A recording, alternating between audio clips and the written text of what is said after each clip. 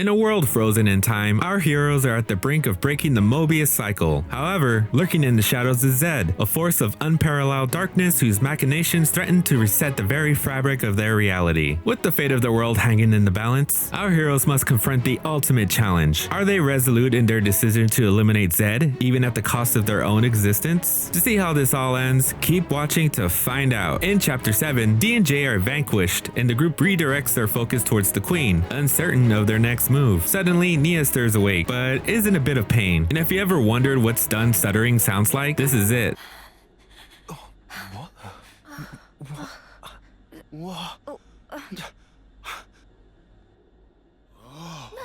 Amidst the surreal atmosphere, Nia is alive and kicking and confidently strides towards the party, confirming the success of her plan. She introduces herself as Nia, the Queen of Agnes and One Wing of Ionios. Nia provides a much-needed exposition, unraveling the complex web of events because I have no idea what the heck is going on. She reveals that one universe was split into two, which would inevitably reunite and destroy each other. The inhabitants managed to establish communication and work on a way to save themselves. The result was Origin, an arc designed to survive the cataclysm and reboot both worlds. However, Zed intervened, freezing the intersection in time to impose an eternal existence. His motives were clear: capture Melia to access the memories of Origin so he could gain control of it. Nia, in response, crafted the Ouroboros stones, drawing power from her core crystal and the key to Origin. At the same time, Noah's Sword of the End materialized as a fusion of Melia and Origin. Yet, Nia reveals that these artifacts are mere facades, with the true essence lying within the group. Tasked with a monumental mission, Nia urges the party to infiltrate Origin and liberate the Kavesi Queen and the entire world from the clutches of Zed. No pressure. She discloses the hidden location of Origin beneath a vortex in the sea. Unfortunately, the Queen embarrassingly states she has no idea how to reach Origin. This prompts Noah to recall Mr. Salmon, who had blueprints of an ultimate vessel that he boasted could penetrate the raging vortex. They live for the city, but before they do, Noah thanks Nia for the help, and Mio bows before her. Neo's like, okay. As the group embarks across the vast expanse of the Great Sea, accompanied by an escort of vessels from the city, an air of tension permeates the atmosphere. Heck, even Manana is nervous.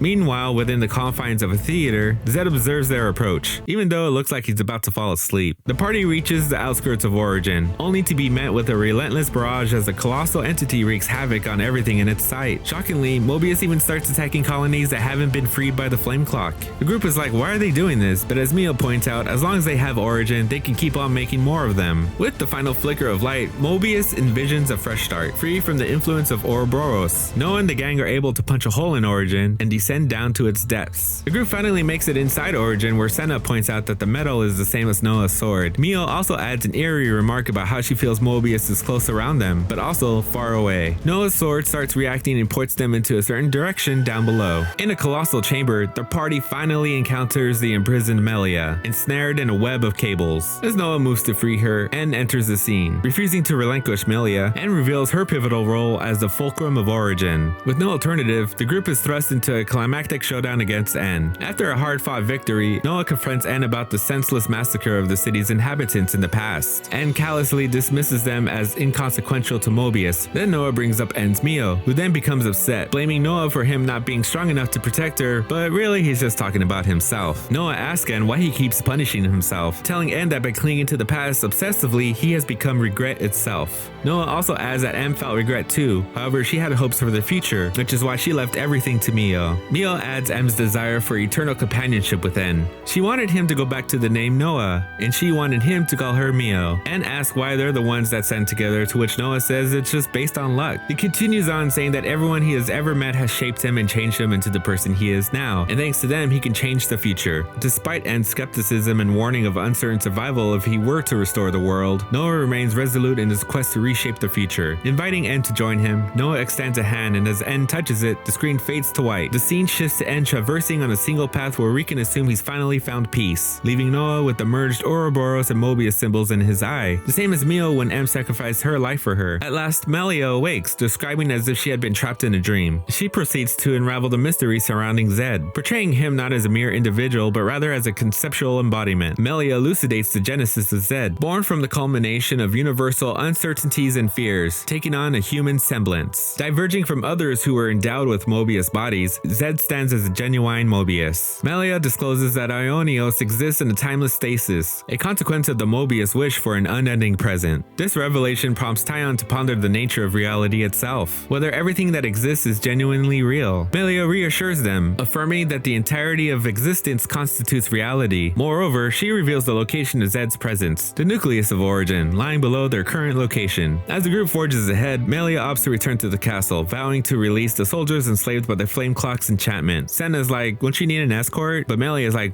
don't you know who I am? At last, the group confronts Zed, who questions why they resist the natural flow of existence. To which Noah's like, I don't know, I can't recall. Zed presses on, inquiring whether they've come to halt the relentless march of time, frozen in perpetual stasis. A notion that prompts both me and Lance asking, so is it flowing or is it stopped?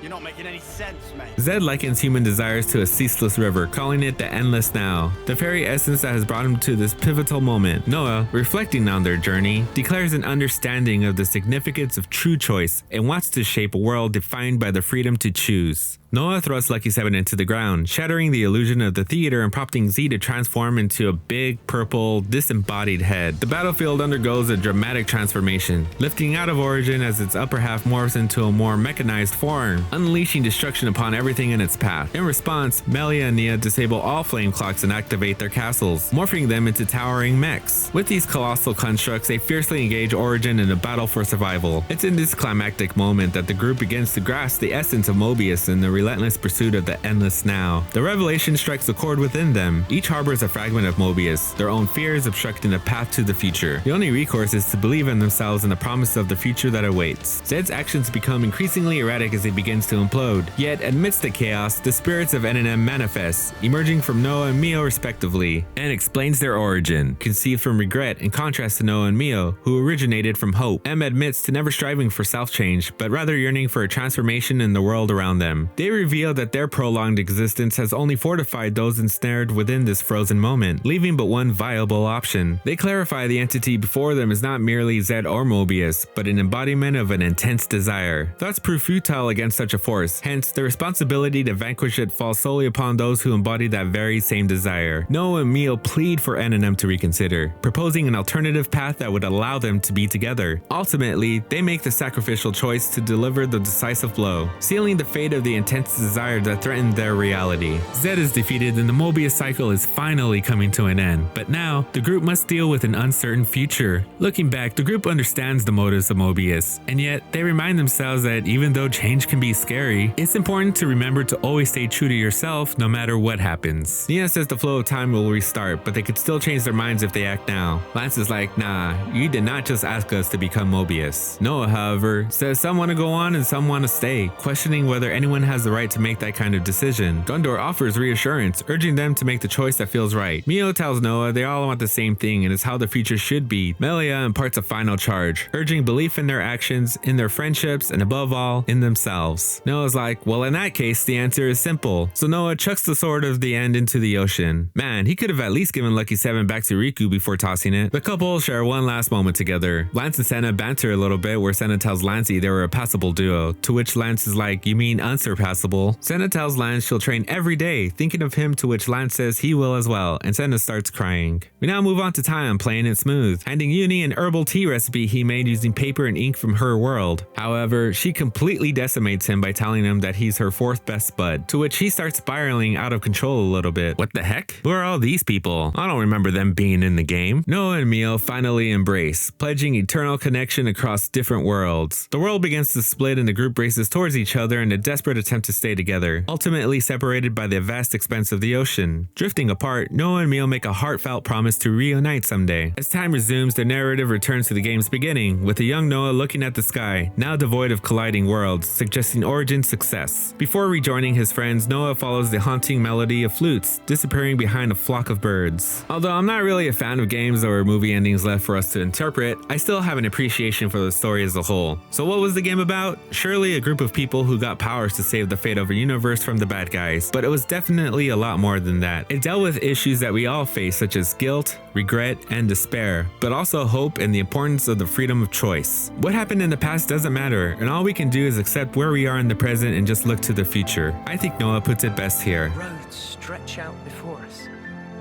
So many paths. Which do you choose? That's up to you. Sometimes you might run astray. You'll stop, maybe cry in frustration. But you know, that's all right. For the roads, they go on without end. So look up, face forward, toward your chosen horizon. And just walk on.